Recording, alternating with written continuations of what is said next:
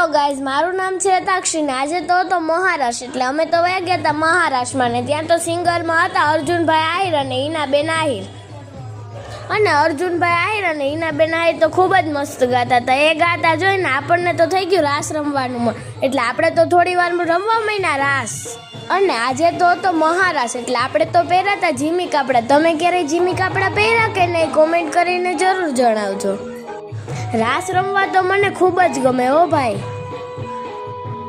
અને લડ્ડુ ગોપાલ તો ખૂબ જ મસ્ત હતા અને તેને જોઈને આપણને તો તેને રમાડવાનું મન થઈ ગયું, એટલે આપણે તો રમાડી લીધા થોડી વાર લડ્ડુ ગોપાલને.